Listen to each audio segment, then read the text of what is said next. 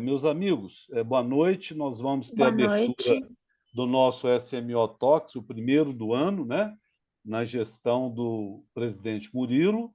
Ele vai fazer a abertura e depois nós vamos apresentar os nossos palestrantes da noite. Boa noite a todos. Muito obrigado à professora Ana Rosa Pimentel e ao professor Eduardo Soares por ter aceito o convite para fazer parte do primeiro SMO Talks de 2025. Vem cá. Essa é uma iniciativa de sucesso da Sociedade Mineira de Oftalmologia.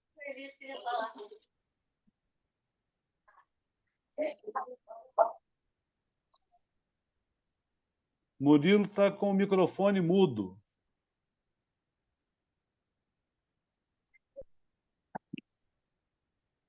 Tirei isso.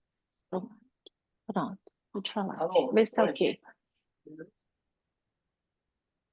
Está fechado o microfone, Murilo.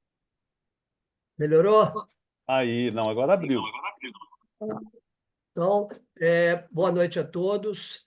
Meu nome é Murilo Rodrigues, sou presidente da atual gestão da Sociedade Mineira de Oftalmologia. Quero agradecer imensamente à professora Ana Rosa Pimentel e ao professor Eduardo Soares por terem aceito o convite para participar do primeiro SMO Talks de 2025. Sejam todos muito bem-vindos. Eu passo a palavra ao professor Molinari para apresentar os palestrantes. Gente, boa noite. Primeiramente, um agradecimento aí aos professores convidados e vocês também, todos que estão presentes, né? Nós é que fazemos a nossa reunião mesmo, né? E a SMO Talks, ela já existe há alguns anos e nós estamos inaugurando, né, a primeira reunião da gestão do Murilo, exatamente com uma situação assim muito interessante, porque os professores, né, do Murilo e da Silvia estão aqui presentes, professores de todos nós, né, em plástica ocular ou oculoplástica, e nós queríamos apresentar inicialmente o professor Eduardo Jorge Carneiro Soares. Ele está cuidando dos slides ainda, agora, mas está quase, já estamos quase prontos.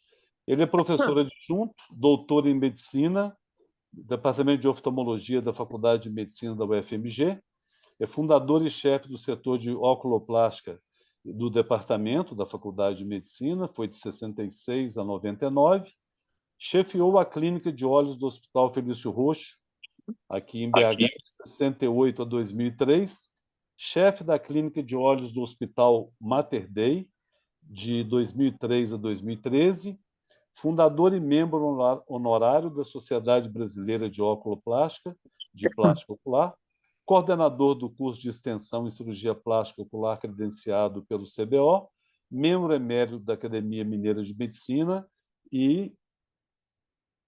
Bom, isso aqui não acaba, né? Se a gente for ler tudo, né? E cidadão honorário, né? Com muita honra, segundo ele, né? De BH.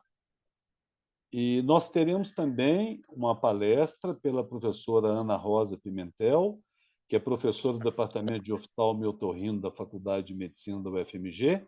Ela é chefe do setor de plástica ocular, órbita e vias lacrimais do Hospital São Geraldo, do HC UFMG, e é ex-presidente da Sociedade Brasileira de Cirurgia Plástica Ocular. Nós temos também o nosso presidente da SMO, Murilo Alves Rodrigues, que vai também abrilhantar a nossa mesa hoje, presidente da SMO atual, com muita honra para todos nós, né? Ex-presidente da Sociedade Brasileira de Cirurgia Plástica Ocular, vocal Brasil na Sociedade Pan-Americana de Oculoplástica, vice-coordenador do Fellowship de Oculoplástica do Centro Oftalmológico de Minas Gerais e é membro do Conselho Consultivo da Sociedade Brasileira de Oftalmologia. Então, agora nós vamos dar início à primeira palestra.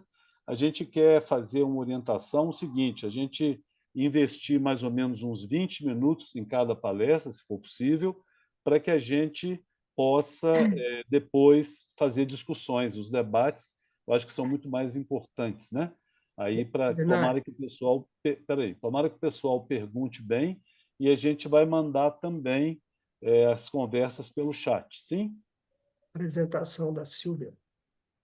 Ah, desculpe então. Você já ouviu falar essa, né?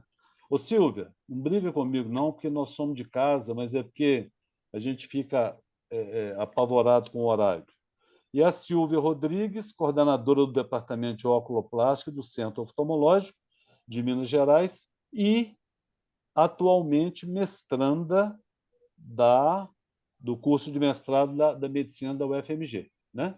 Então, quero dar os parabéns aqui em público para a Silvia, que realmente é uma heroína, né? Fazer tudo isso e ainda encarar um mestrado. A gente sabe muito bem como é. Agora nós Muito vamos, obrigada, então... boa noite a todos. Boa Boa noite, doutora Ana noite. Rosa, doutor Eduardo, professores eternos de todos nós. Isso aí. Agora nós vamos passar a palavra para a professora Ana Rosa Pimentel, que vai nos brindar com o tema pitose congênita. Às Eu ordens, Ana. agradeço, boa noite a todos, agradeço o convite. É muito interessante a gente ter a oculoplástica pela primeira vez nas reuniões, e isso aí é uma coisa muito boa, e espero que seja a primeira de muitas. Agradeço ao Murilo e à Silvia e ao Molinari que fizeram o convite, e para a gente não ter perda de tempo, vamos começar o compartilhamento da tela. Testa aí e vê se está funcionando.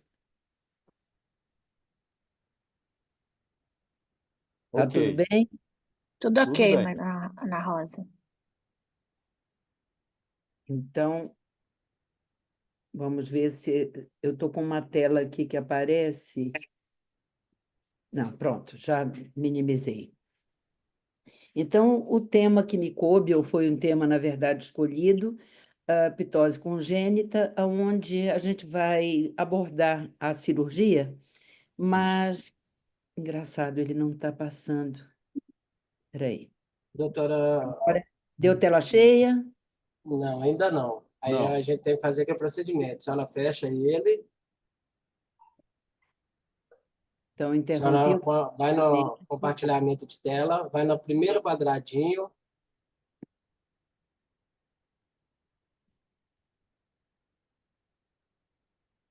isso. Agora deu certinho, vê se está passando. Tá bem?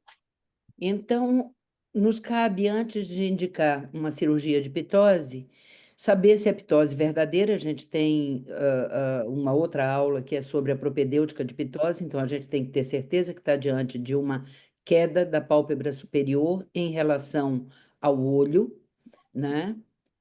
Saber se ela é unilateral ou bilateral assimétrica, que é uma falha relativamente comum. Identificar a fisiopatologia para poder determinar o diagnóstico diferencial. E esses dois últimos pontos, que é o melhor momento para a cirurgia, interação com o oftalmopediatra, não há na literatura um trabalho que diga você tem que operar com 1 ano de idade, 2 anos, 3 anos, mas há uma literatura vasta sobre ambliopia e pitose. Então, a ambliopia, ela vai ocorrer em torno de 43% de todos os casos de pitose contra 3% na população geral. Então, isso é muito preocupante, né? Outra questão sobre esse momento da cirurgia é que a literatura também divide os erros refracionais, as ametropias. Muitos colocam como a miopia sendo mais prevalente, e alguns trabalhos mostram mais a hipermetropia, né? Sempre com anisometropia. Mas isso se dá por características étnicas, e diferente da ambliopia, do modelo de ambliopia por privação, que é feito com sutura de pálpebras, né? Não deixa nenhuma entrada de luz, esse olho tende a crescer no eixo antero-posterior. Então, isso justifica o pensamento de que há mais miopia. mas, na verdade, na pitose isso não ocorre, a não ser nos raros casos em que a pitose é paralítica e total.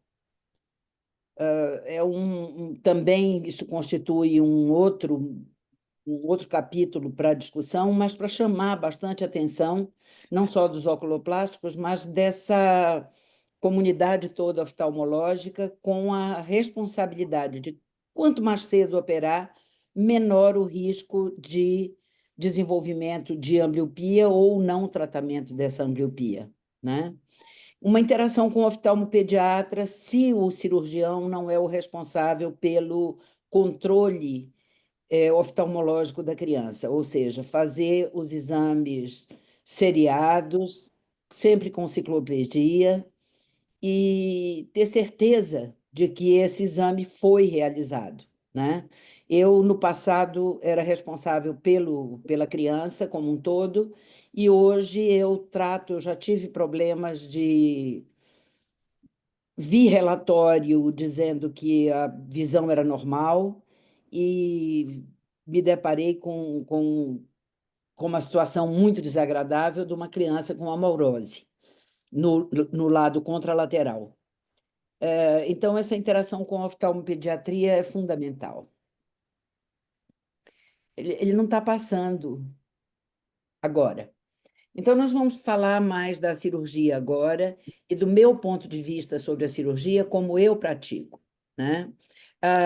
Eu, basicamente, só trato o músculo. Em quase todos os casos em que a função esteja minimamente preservada, eu utilizo a ressecção de aponeurose e elevador, né? E reservo para casos raros, paralisias ou ausência de função por distrofia muito acentuada, a elevação ao frontal, fazendo um adendo a uma cirurgia que hoje está entrando muito em moda, mas eu questiono muito a indicação, que é o frontalis transfer, uma transferência, então, de uma faixa do músculo frontal para a placa tarsal, e se elimina toda a possibilidade que o próprio músculo tem. Então, nós vamos ver alguns casos aqui,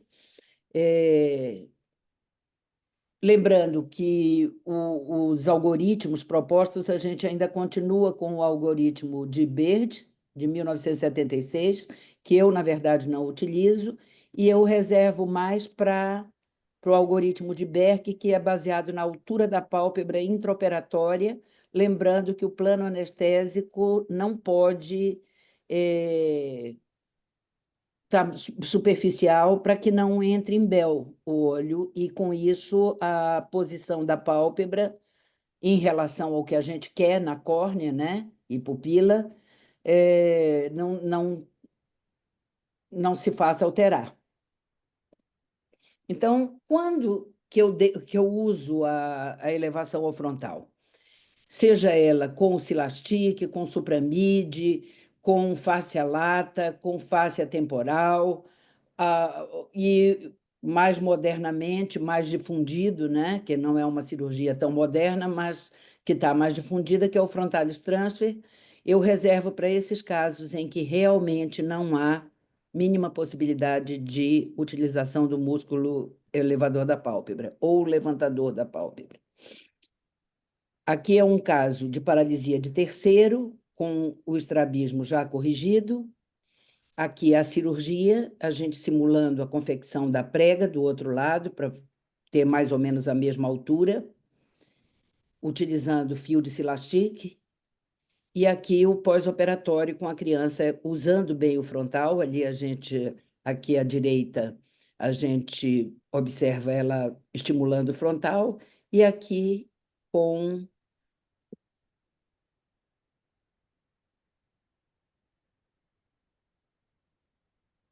Ó, ela levantando, usando o frontal esquerdo, fechando bem o olhinho. Então, vamos à outra cirurgia, que é a cirurgia preferencial, que eu uso na infinita maioria dos casos. Aqui uma ptose congênita bilateral, com prega esboçada, uma baixa função do músculo levantador, tem um epicanto. Então, a gente diz, em criança, evitar a retirada de pele, mas não é bem verdade. A gente tem ali os 20 milímetros que tem que ser calculados da base do supercílio até a incisão superior, uma incisão inferior com um, 1 centímetro para a linha dos cílios, e pode ser retirado, sim, essa pequena fatia de pele, não de músculo orbicular. Atingindo o septo, a gente vai encontrar a gordura pré-aponeurótica, que está muito volumosa, então a gente pode reduzir um caso como especificamente dessa criança. Então, reduz cortando a comunicação para o corno medial e corno lateral da aponeurose e passagem, uma vez confeccionado esse flap, passagem da sutura, né? Normalmente a gente passa transverso ao tarso, na união do terço superior com o terço central do tarso, e a passagem do fio. E só depois é que eu faço essa medida para ter uma ideia. Então, aí nós estamos tirando 20 milímetros de aponeurose. Mas o que eu quero dizer é que eu não me baseio nessa medida inicial. Nós vamos mais adiante falar sobre um pouco mais sobre anatomia e a importância da gente não valorizar tanto a aponeurose, e sim a parte posterior dela, que é a chamada lamela posterior da aponeurose, e nos assegurarmos de que as fibras distais do músculo levantador está vindo. Então, aqui um resultado dessa técnica. Prega uma excursão muito fraca. Ele ainda apresenta uma mínima pitose no pós-operatório, né? E uma pequena retração na infraversão, esse lead lag, que é um resultado bastante bom considerando esse grau de excursão, de ação do músculo elevador. Então, não é tão verdadeiro a questão de que toda pitose com baixa função ela deve ser indicada a cirurgia de elevação ao frontal, seja por qual método for. Um resultado bastante satisfatório e estável. Aqui, mais uma vez, a mesma técnica. Vejam que a excursão é muito fraca e o resultado pós-operatório, lembrando que o lead lag é um sinônimo da cirurgia de encurtamento muscular. Mais um exemplo de baixa função. Também um exemplo de baixa função e um resultado espetacular com uma função mantida, apesar do lead lag que se forma na infraversão. Aqui uma pitose moderada, eu chamo atenção mais para a questão psicológica da coisa. Ele tem o supercílio esquerdo constantemente contraído, um menino tem ambliopia, não, tem uma anisometropia, ele precisa da correção da miopia do lado esquerdo, e passou uma vida, uma infância e adolescência incomodado com essa pitose, extremamente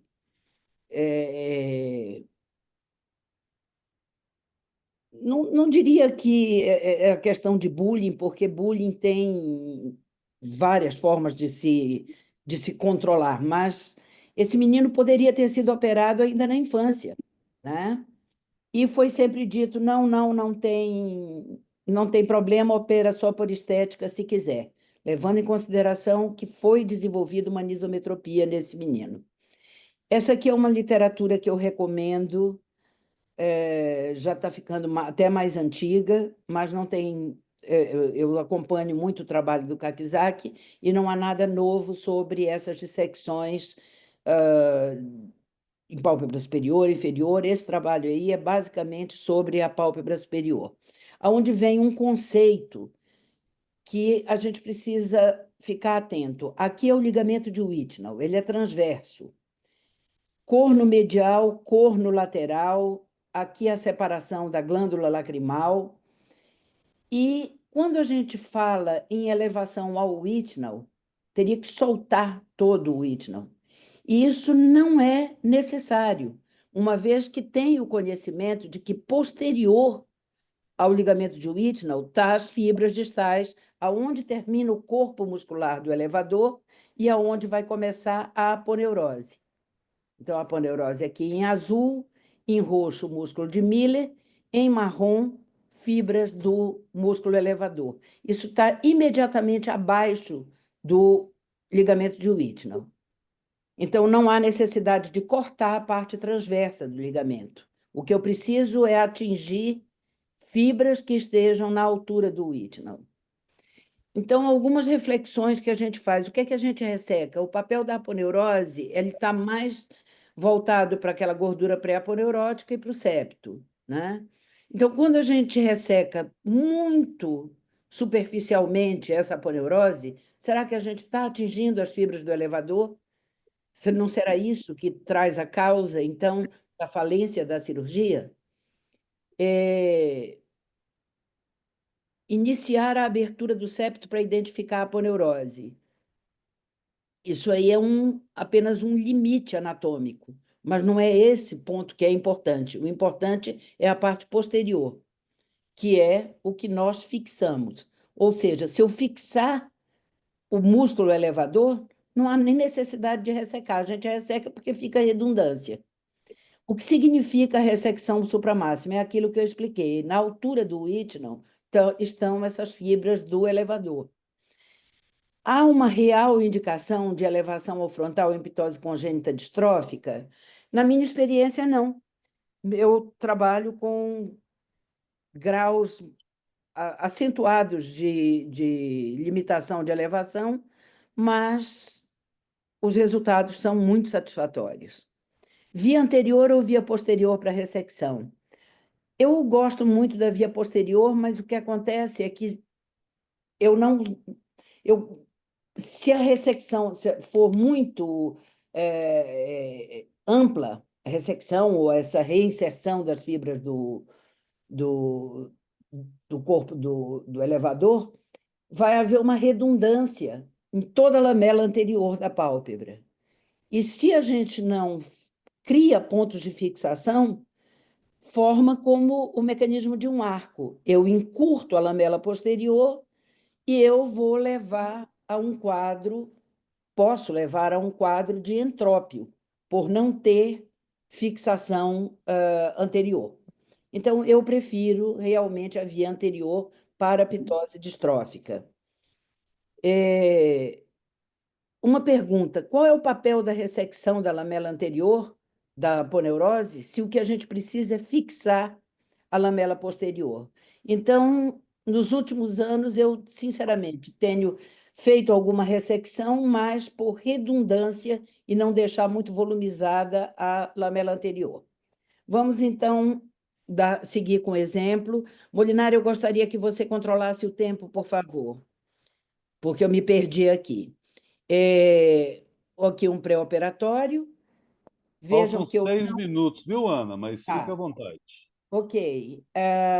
Então, vejam que está se vendo a córnea por transparência e eu não fiz uma exposição franca da aponeurose anteriormente. Vou ao nível do fórnice superior, que corresponde anteriormente ao ligamento de Whitnall, e faço a fixação. Provo, faço a sutura de prova, solto a sutura de prova e vou, então, seccionar a expansão que vai para o corno lateral e corno medial, embora eles não sejam ressecados muito próximo ao osso, é criado um flap como esse que está sendo mostrado, e o que é ressecado a olho, não é medido, porque não interessa, já fixei o que eu precisava. Eu retiro só aquilo que está redundante. Terminada a cirurgia, esse é o primeiro dia de pós-operatório, 10º dia de pós-operatório. A criança está com simetria de fendas, posição de supercílio ok, a atitude da criança muda porque para de fazer a elevação. Vejam o pré-operatório e o pós-operatório com a técnica. O lead lag não é acentuado. Um outro caso semelhante, então mostrando isso aqui, mostrando que essa face anterior da aponeurose não é tão importante. Isso é importante, seccionar, e vejam que não é seccionando no corno aqui lateral, é como criando um flap central. A fixação bem posterior, isso aqui, se eu tivesse feito a medida antes, daria 23 milímetros. Está aqui a medida.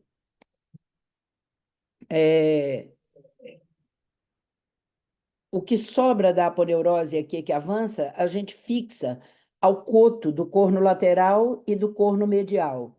Com isso, dando uma estabilidade ligamentar. Operatório. Não uso sutura de Frost, isso é interessante também para quem quer modificar a técnica. Essas duas faixas de micropore puxam, tracionam a bochecha para cima e faz com que haja uma oclusão às custas da elevação da pálpebra inferior. 7º dia de pós-operatório, ainda com o lead lag, vejam que isso foi uma ressecção muito ampla. Muito boa posição primária, melhora da elevação, mas ainda com alguma retração do lead lag relativo a essa. Isso é um certo aprisionamento de septo que tem. No 4º mês já melhorou muito e sem lagoftalmo noturno, não se pode dizer sem, mas um lagoftalmo noturno muito pequeno com uma foto que a mãe mandou. Aqui, mais um exemplo. Desculpa, não estou entendendo. Molinari, foi você que falou? Foi alguém da assistência. Ah, Como tá. nós, não. Ah, Desculpe ok. aí, né? Não, Alguém. tranquilo. Aqui, o 7º dia de pós-operatório, vejam a inversão de pitose, né? Impressionante, a gente não pode se deixar impressionar muito. 7º dia, ela está em completa pitose do lado direito. Mas 6º mês de pós-operatório, com uma excelente recuperação. Esse garotinho também. Aqui um outro caso de muito fraca excursão, pós-operatório imediato. E no Marcus Gunn, eu também uso essa mesma técnica, ignorando, logicamente, a aberração. Se eu não quiser ter a aberração, o fenômeno, ó,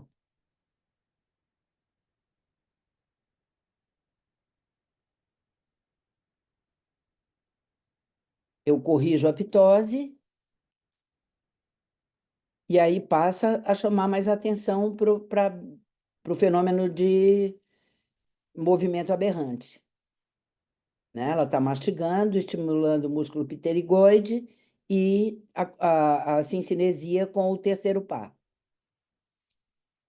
Se não quiser esse efeito, a saída é fazer uma ressecção não, um desligamento do músculo levantador e fazer uma elevação ao frontal. Eu, em 40 anos de oculoplástica, nunca me arrisquei a isso. Aqui uma ressecção feita por via posterior. Esses bolsters que a gente tem aqui é uma exteriorização das suturas via pele íntegra para marcar um pouco mais a prega palpebral e não dar o risco de entrópio. Pré-operatório, pós-operatório. O lead lag existe, mas vejam que ele já existia no pré-operatório, isso é um sinônimo de um método propedêutico de se ver a fisiopatologia, é que a pitose distrófica ela não contrai nem relaxa, a pálpebra. Então, existe o lead lag. Melhora da excursão. E, concluindo, o local de colocação da sutura na lamela posterior da aponeurose, mais próximo às fibras distais do elevador, é mais importante do que todas essas medidas que a gente faz de 20 milímetros, 22 milímetros na face anterior da aponeurose. Textos de 100 anos atrás apresentam dúvidas semelhantes às de hoje no que diz respeito à correção de pitose. Não há verdades absolutas, ou seja, cirurgião está satisfeito com frontalis transfer simplesmente porque tem uma função limitada do elevador, quer construir experiência, muitas vezes é por isso, mas a gente está vendo uma difusão muito grande da técnica e isso traz uma certa preocupação. Lembrar que conhecer a anatomia moderna leva a um raciocínio mais simples para as propostas cirúrgicas. Muito obrigada. Parabéns, Ana Rosa. Você foi brilhante em todos os níveis, até no tempo, né? É bom porque Calculei o pessoal vai... direitinho. Bacana. E o pessoal vai poder depois discutir. Eu queria ver se o Murilo e a Silvia concordam, para que a gente deixe as perguntas para depois. Eu acho que vai ser mais interessante, não é, gente? O que vocês acham? Com certeza. Sim, Então eu tá. acho que é mais interessante, mas parabenizar pela excelente aula.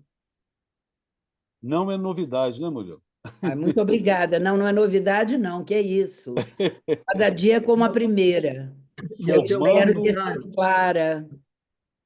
Ana Rosa, eu tenho um comentário muito interessante para fazer logo a hora que ficar aberto aí para as perguntas, tá? Tá certo. Aí vai ficar Essas, uma suspense. lembrar que essas aulas, quando a gente divulga, a Ana Rosa me conhece muito bem, Molinari, doutor Eduardo da Silva, essa aula foi divulgada para o mundo inteiro. E nós estamos tendo aqui uma frequência muito grande para uma véspera de carnaval. Nós chegamos a 50 participantes. E agora nós vamos ter a grata surpresa, né, de ouvir o professor Eduardo Soares sobre cavidades anoftálmicas, problemas médicos sociais, e nós vamos ser auxiliados pelo Thales, e aí o professor Eduardo está com a palavra. Vamos tentar ficar nos 20 minutos para que a gente possa depois ter muitas perguntas, viu, gente? Professor Eduardo, bem-vindo. A palavra Oh, é toda sua. muito obrigado, Molinari.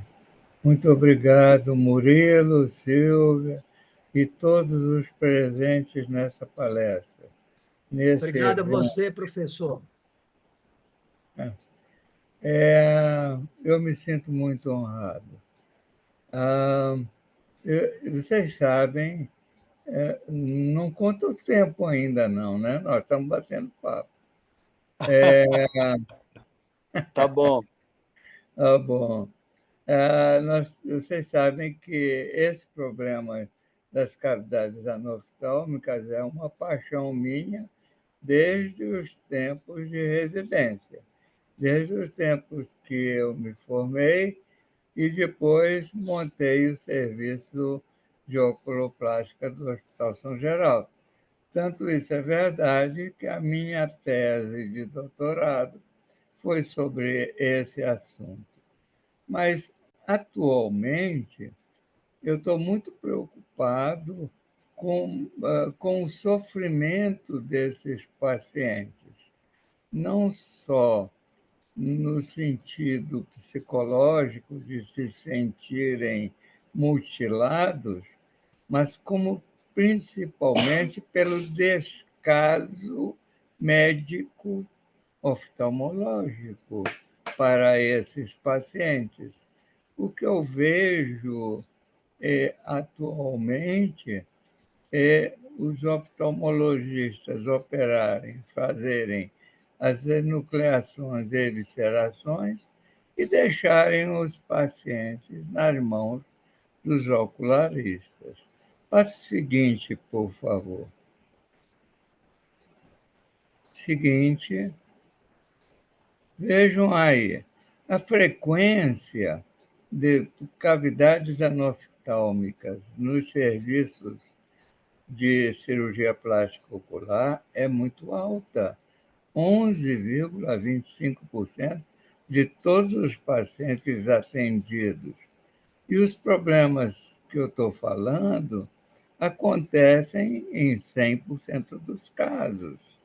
A solução única é uma prótese ocular bem feita e bem cuidada. O resultado ideal, 1/3, a metade dos casos. Infelizmente, não são todos os casos, menos da metade, e que a gente consegue um resultado maravilhoso. Por quê? Porque depende da união entre os oftalmologistas especializados em plástico ocular com os ocularistas que produzem a pálpebra, que fazem um trabalho artístico. Esse entrosamento é fundamental. Então, vocês veem que, atualmente, a quase totalidade dos oftalmologistas indicam diretamente os ocularistas. Por quê? Porque não querem perder o cliente para o oftalmologista oculoplástico. Raros oculoplásticos fazem a moldagem, as encomendas e a adaptação de próteses. São raríssimos. Raros oculoplásticos se interessam em examinar a cavidade e a prótese. Usualmente, encaminham para os protéticos, para os ocularistas. E esses ocularistas são muito poucos nos grandes centros. Nas cidades menores, são inexistentes. E o atendimento das encomendas que se fazem e dos pacientes é muito demorada. Alguns chegam a marcar um caso que foi operado e enucleado ou eviscerado, indicado para fazer uma prótese. Chegam a marcar 2, 3 meses depois e cobram caro. Uma prótese hoje varia nas cidades que eu pesquisei, Belo Horizonte, Rio, São Paulo, Porto Alegre, Santa Catarina, varia entre R$ 2.400 e R$ 4.500. Ora, então, isso é caro para o povo. Por quê? Porque esses problemas acontecem muito mais na classe pobre, na classe necessitada, do que na classe abastada. Então, passe o seguinte, por favor.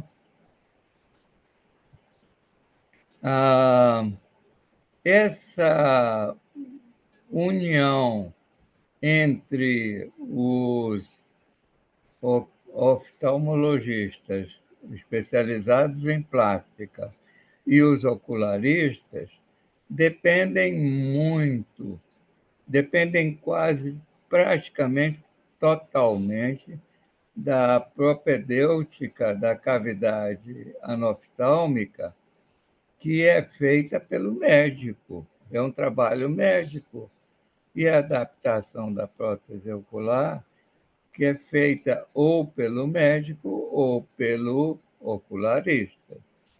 Então, nós devemos saber,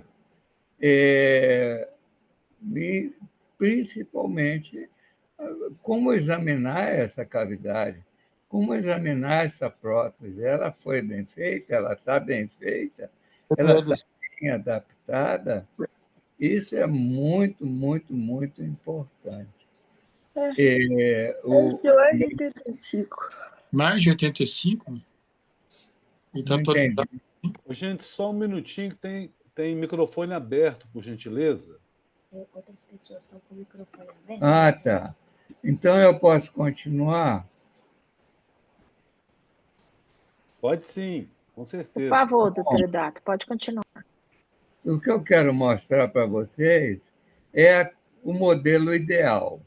Qual que é o modelo ideal? É um olho inestético, um olho ligeiramente hipotrófico para poder dar chance do volume de uma lente ser acrescentada para recuperar a sua fisionomia e a sua estima.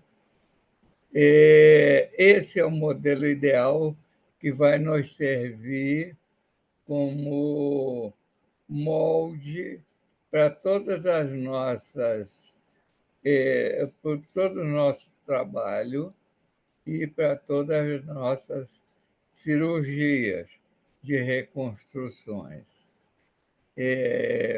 Os fórnices normais, uma lente fina e leve, o olho ou o implante dentro da cavidade do tenon, dentro da órbita anterior. Isso é o ideal.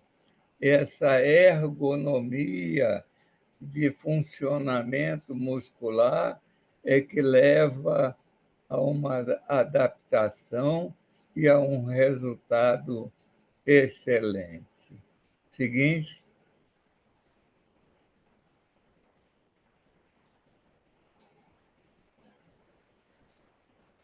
E vejam aqui a propedêutica da cavidade anoftálmica inclui o exame anatômico, através do exame do volume, da superfície, dos fórnices.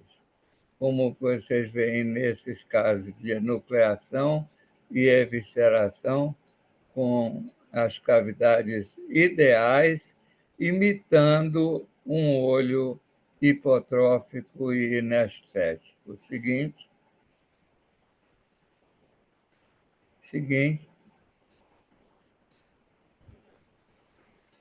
Ao retirar a prótese, toca nesse primeiro slide, acima com a máscara. Para você ver, ao retirar a prótese, nós examinamos a cavidade e vemos se ela está normal ou se tem alguma anormalidade.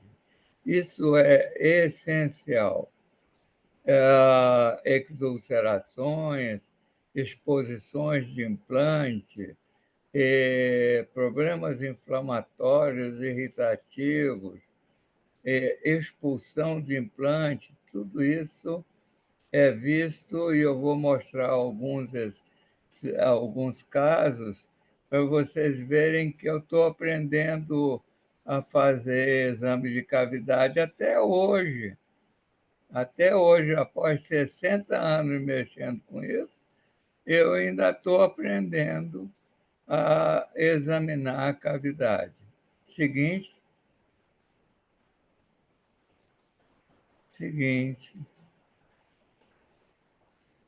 Vejam esse caso em que o uso de uma prótese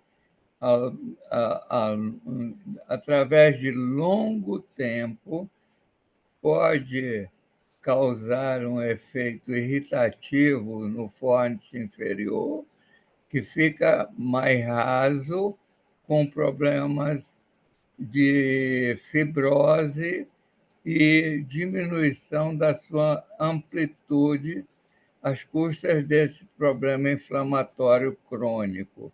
Vejam que a prótese eleva e causa um lagoftalmo, porque ela já não se encaixa bem na cavidade. Esse caso foi um caso cirúrgico de reconstrução de cavidade e depois com uma prótese adequada. Vejam que não existe mais lago oftalmo e a profundidade do fórnice foi recuperada com prótese nova.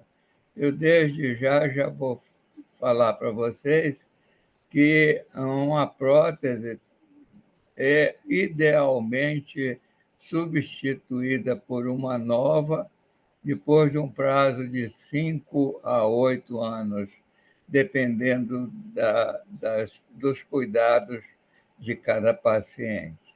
Seguinte.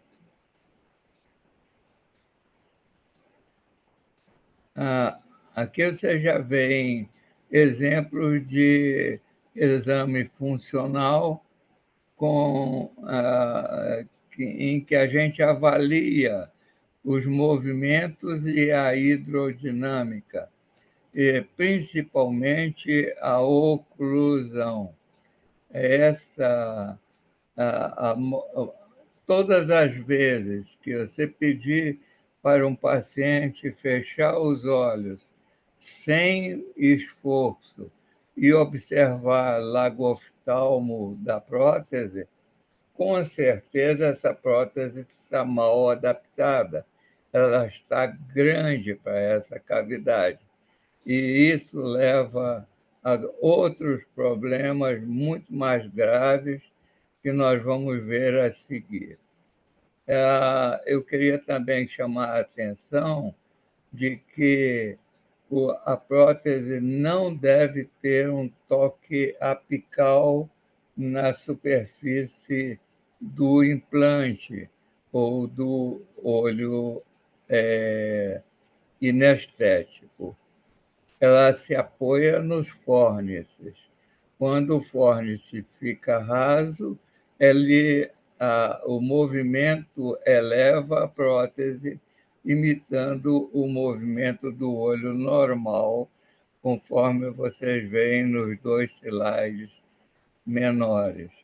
E no esquema, vocês veem que há um espaço no centro da curvatura convexa do implante.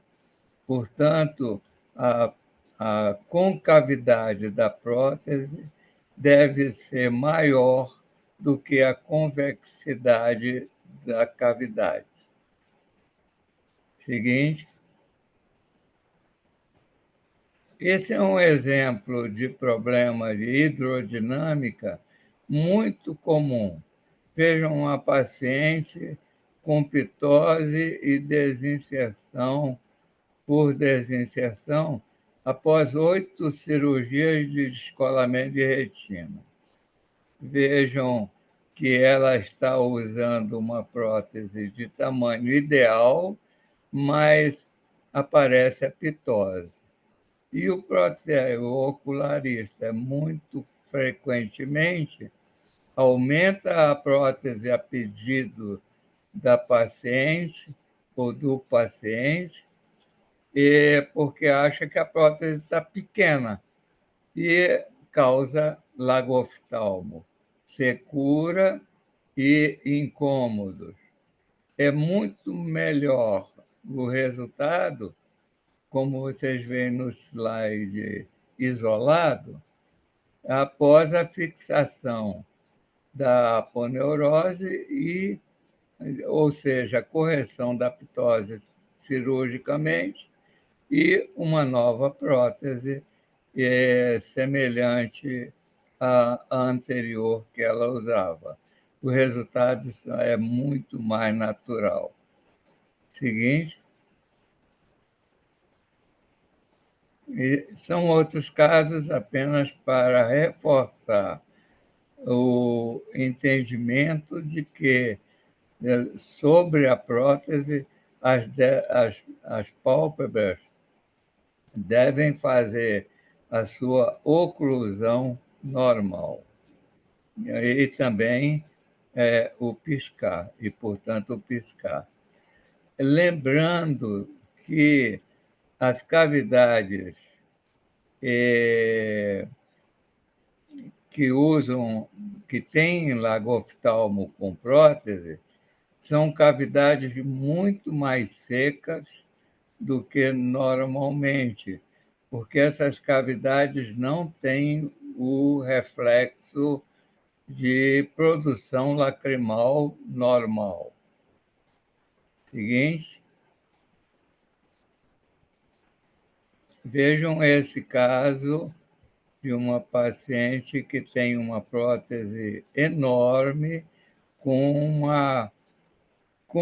concavidade, ou seja, a face posterior dela é menos côncava do que a convexidade da cavidade. E essa prótese causa erosão do recobrimento do implante e, muito provavelmente, vai ser expulso.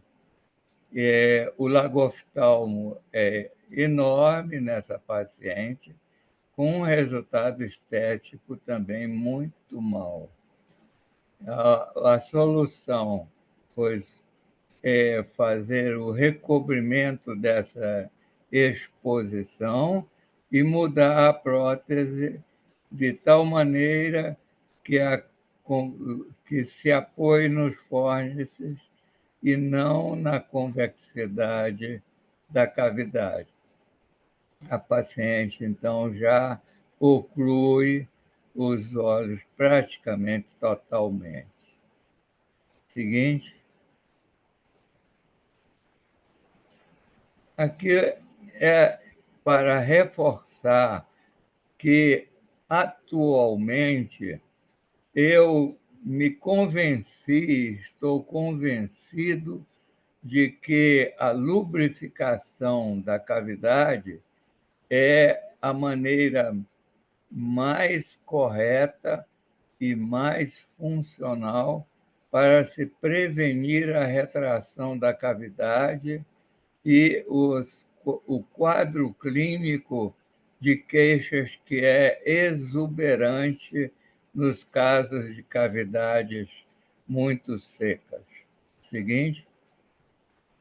Chegando até a perder o uso da prótese.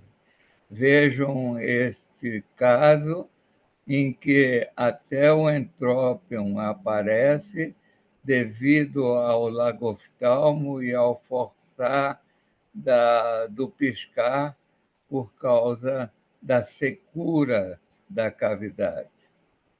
Seguinte. A solução nessas cavidades muito secas, nas cavidades com olho seco grave, são os enxertos de glândulas salivares. Realmente melhora muito as queixas, o quadro clínico e o conforto do uso da prótese. Seguinte. E, por último, na propedêutica, o exame da prótese. Existem pacientes, como vocês vão ver, que usam a mesma prótese há 40 anos, e outros, uns têm cuidado com a prótese, dão polimento em cada revisão anual e lubrificam, cumprem os mandamentos de cuidados com a cavidade e com a prótese que nós recomendamos. Seguinte.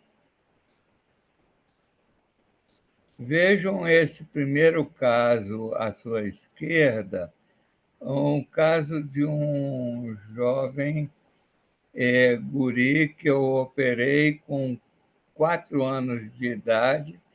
Ele havia feito com outro colega um implante por enucleação e esse implante foi expulso.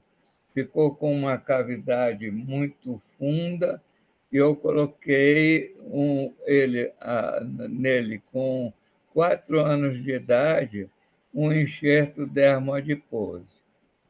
Vejam que ele está usando essa prótese, ele está hoje com 51 anos de idade. E eu documentei esse paciente para mostrar para vocês por que eu estou aprendendo coisas novas. Essa prótese, apesar de estar muito bem polida, muito bem adaptada, e ele gostar demais da naturalidade, do piscar, da cor, de tudo, da aparência facial dele, essa prótese não está mais adequada para a cavidade, porque a cavidade foi modificada pelo seu uso.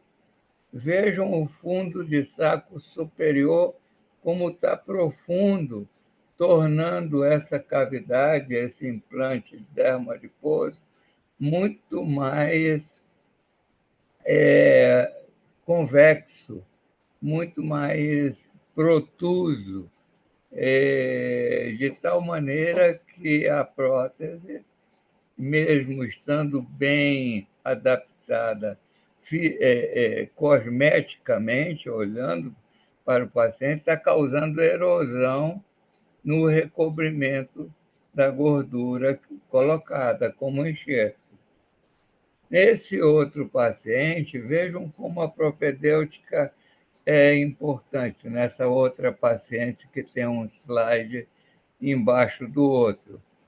Essa paciente queria trocar a prótese porque a prótese estava grande, foi colocada grande.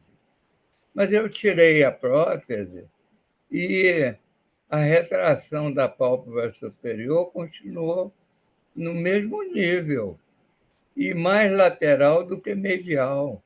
Me fez a suspeita de que essa paciente estava usando uma prótese que ficou protrusa, ficou exoftálmica por causa de orbitopatia distiroidiana e realmente comprovada depois pela tomografia computarizada devido à hipertrofia dos músculos. Então, vejam como um caso de prótese leva a um diagnóstico clínico simplesmente com o exame da cavidade enoftálmica. Era isso que eu queria chamar a atenção sobre esses problemas, principalmente tendo em vista a minha intenção de chamar os oculoplásticos para um amor a esses pacientes que são tão sofridos. Muito obrigado. Obrigado, doutor Eduardo, pela excelente aula, como sempre, muito didático, uma experiência que eu acho que deve ser a maior do mundo, na minha opinião. Muito obrigado mesmo. Molinari, você vai conduzir Agora as... vocês podem coordenar aí tudo, né? Tem só uma perguntinha aqui para Ana Rosa. Primeiro, dar os parabéns ao professor Eduardo Soares, né? Ele está com 57 anos, né? Então, está aqui com a gente, não é? 57 mesmo, não? 87. Eu sei, 57 mais ainda de medicina, né? Mas tem uma perguntinha aqui para a professora Ana Rosa. Parabéns pela apresentação. Já teve problemas com lagoftalmo persistente ou hipercorreção que necessitou reintervenção? Obrigado, abraços. Gustavo Siqueira. Já tive hipercorreção, em uns 2 casos aí que eu me lembre, teve que fazer uma reintervenção. E o lagoftalmo, na verdade, o que eu falo para a família é o seguinte: uma cirurgia de pitose bem-sucedida é sinônimo de lagoftalmo noturno, né? E a gente explica como um elástico que não funciona bem, não tem a elasticidade, se a gente precisa encurtar, ele não vai funcionar como elástico, então ele não vai relaxar muito bem. Nos últimos anos, trabalhando com essa técnica mais voltada para a parte posterior da aponeurose, eu tenho mexe-se menos na área de septo, e o que causa muito lagoftalmo, esse lead lag principalmente, é aprisionamento de septo. Então, ter o cuidado de não ter essas aderências anteriores. Mas lagoftalmo é sinônimo de cirurgia de pitose, bem-sucedida. Muito bem, Eu queria Silvia, Murilo. colocar uma coisa. A gente que tem um pouco mais de experiência, o doutor Eduardo, ainda um pouquinho mais, a gente já passou por várias modas de pitose, né? Então, assim, cada hora está se falando de uma técnica, e a técnica que todo mundo faz, que todo mundo apresenta nos congressos. Realmente a moda agora é o frontalis transfer, né? Eu acho que ele tem as suas indicações mesmo, paciente com excursão ruim, por exemplo, uma blefarofimose, excursão muito ruim, não tem, na minha opinião, não tem muito o que mexer. Cada um tem a sua técnica de experiência e com a qual funciona melhor. Mas a ptose congênita é um desafio para todo mundo. Eu diria que é uma cirurgia, acho que é uma das cirurgias mais difíceis da oculoplástica, é ptose congênita, não só pela técnica, mas pelo que envolve, né? Você trabalhar com uma criança pequena, ansiedade dos pais. Hoje, cada dia mais, porque tira-se muita foto e as fotos mostram muito todos os defeitos da gente, principalmente das crianças, que os pais ficam olhando, ficam querendo compartilhar a foto. Quando eu faço ressecção também, eu concordo com a Ana Rosa, ela falou que na verdade é uma refixação, né? Um encurtamento da aponeurose. Então, você vai refixar a aponeurose ali no istmo e depois você retira o excesso ali da aponeurose, mas por uma questão, para não ficar aquele amontoado de tecido desnecessário.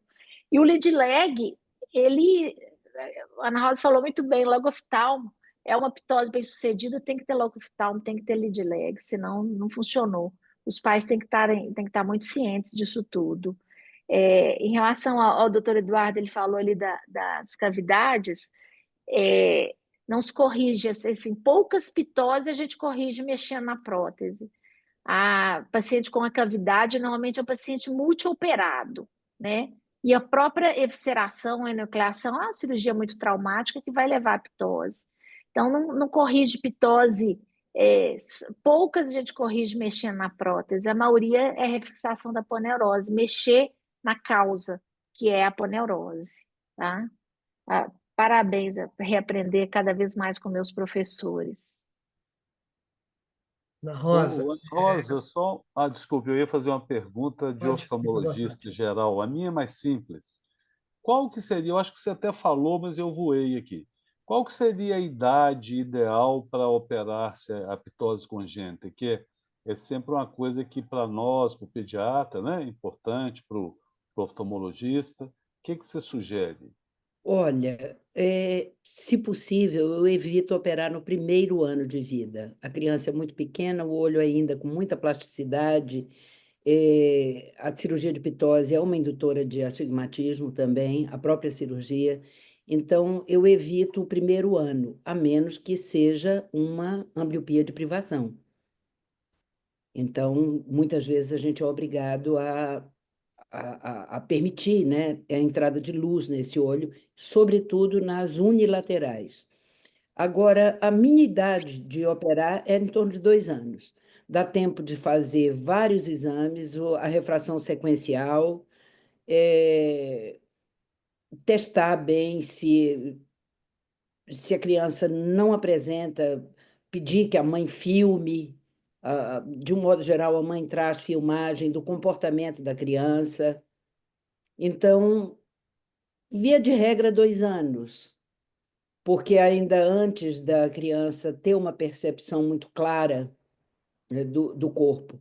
É incrível, mas eu tenho criança de 4 anos operada que, quando mostra a fotografia da ptose, a criança reage negativamente, mas assim, de chamar atenção, é engraçado, né? Ele diz, como quem diz, não sou eu, né? Não é o neném. Uhum. Mostra as fotografias desde pequenininho e tal, e ele reage mal. E fica olhando no espelho, os maiorzinhos, né? Agora, a minha idade, realmente, eu acompanho até os 2 anos, junto com o oftalmopediatra, com muita atenção à parte refracional e de binocularidade. Ok, obrigado. Ana Rosa, quando você... eu não sei se você tem, parece que você tem, mostrou que não faz muito, mas quando você faz a elevação frontal usando o Silastic, é uma pergunta que eu sempre é feita no consultório, e que tem descrita, às vezes, dos livros. Você faria bilateral? Não, não. Recentemente, agora, no CIMASP, teve uma discussão ampla sobre isso, de fazer bilateral. Eu mostrei os 2 casos ali com elevação ao frontal. Além de eu fazer pouco, eu tenho gostado do frontalis transfer nesses casos. Eu talvez mude mesmo, embora eu tenha uma experiência fabulosa com Silastic. Não tenho problema de extrusão, granulomas, nada. Eu acho que a escolha do material e a técnica, sepultando bem a extremidade do fio, não deixando muito superficial, né, esse material aloplástico, a gente não tem esses problemas, não. Mas eu estou com alguma pequena, porque eu não faço mais, não sou eu que fico na linha de frente no hospital, e eu não opero a parte de pálpebra, eu fico só com a órbita. Mas eu, sem dúvida alguma, gosto muito do frontalis transfer, tem dado assim, resultados bons. Eu possivelmente troque a indicação do Silastic para o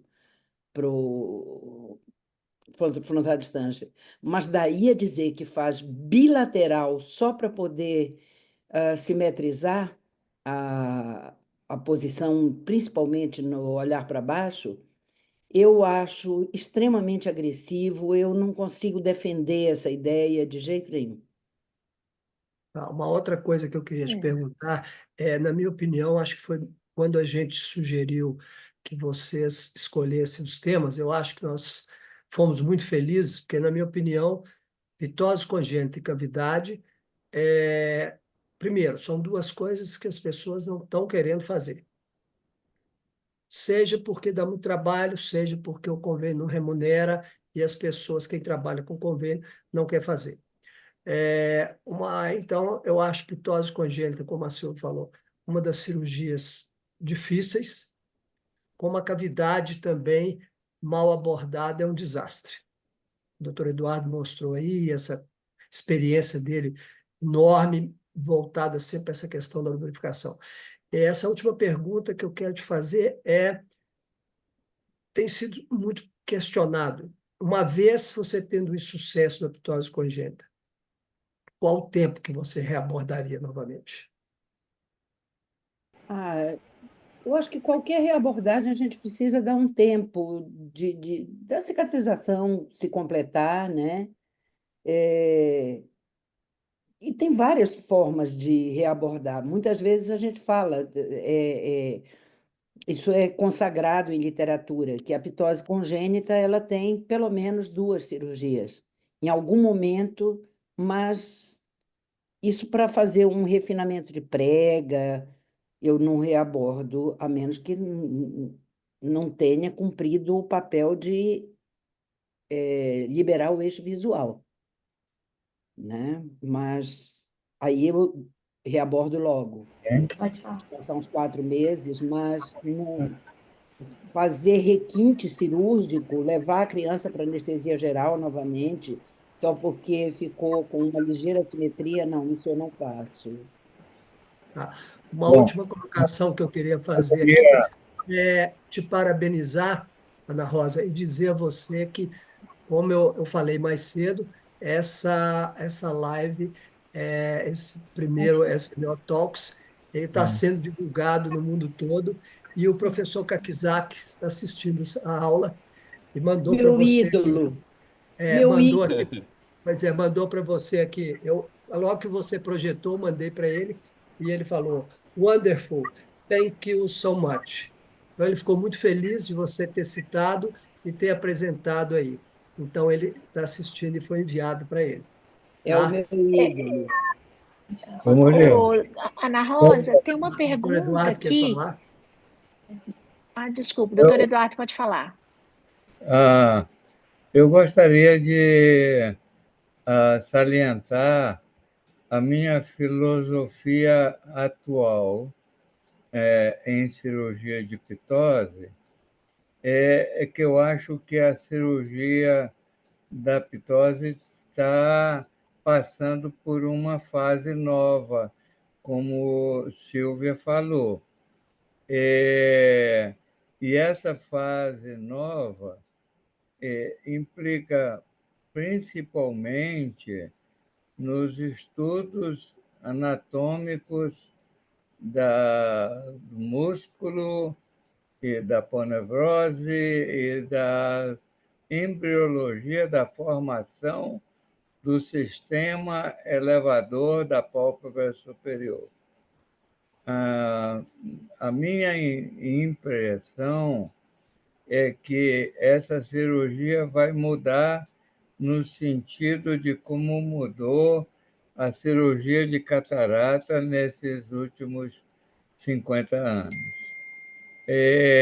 Será uma cirurgia mais fisiológica e sempre procurando imitar a natureza, sempre que possível recuperar as funções. Em outras palavras, vendo pacientes que eu operei de fixação do Whitnell na placa tarsal para corrigir pitoses congênitas graves, depois de décadas, eu vejo que esses elevadores que não apresentavam nenhum milímetro de elevação, hoje estão apresentando nas pessoas adultas. E tem uma relação com a precocidade da operação. Ou seja, hoje em dia, as crianças vão para a escola aos 2 anos de idade. Como a Ana Rosa falou, é ótima fase para tentar recuperar esses músculos. Lembrando que o músculo está muito bem formado geneticamente. Então, ele, quando chamado a funcionar, ou seja, ele não está funcionando porque a aponeurose está desinserida, degenerada ou mal formada. Então, ele não vai funcionar, ele não funciona. Mas quando você fixa ele pelo Whitnell, que é a condensação da sua bainha, ele funciona e vai melhorando com o tempo. É isso que eu estou querendo falar com vocês. Quantos pacientes não foram assim recuperados e apresentam cirurgias ou resultados tão bons quanto a essas cirurgias que, no decorrer desses anos ou desses séculos, vêm sendo feitas, aprimoradas, no sentido de usar o músculo frontal. E, geralmente, o que eu tenho visto também é que esses resultados dessas cirurgias são mostrados com muito pouco tempo. Eu quero saber o resultado dessas cirurgias, especialmente dos frontais transfer, daqui a 15, 20 anos, ou 30.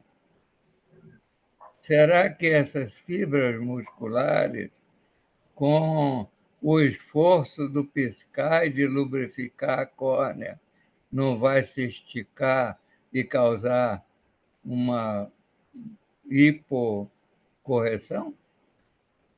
Eu tenho essas suspeitas. Olha, tá tudo maravilhoso, tá assim, sensacional, mas nós temos um tempo, até com os funcionários, com tudo. Eu queria dizer ao professor Eduardo Soares da minha alegria de poder compartilhar com você, assim que você gosta que eu o chame, as minhas próteses. Eu tenho aprendido muito com você, sempre me orientando sobre o tamanho dos implantes, sobre a lubrificação, que é fundamental, e como esses pacientes, aquela preocupação que você tem de ocluir a pálpebra superior com a inferior, e isso dando muito conforto para o paciente e não danificando a cirurgia, como tem acontecido muito em próteses que chegam às vezes muito bonitas, mas muito grandes, acabam estragando todo o trabalho do cirurgião. Então, eu acho isso fundamental, acho que o Valênio dizia sempre, né, o saudoso professor Valênio, que a prótese para o cirurgião oculoplástico a nossa lente de contato. Então, mais oculoplástico, mais pessoas deveriam se dedicar à cavidade e a fazer mais próteses. Infelizmente, a gente não vai poder se alongar demais devido a todos os compromissos que a Sociedade Mineira de Oftalmologia tem com a Associação Médica, com todas as pessoas envolvidas nesse SMO Talks.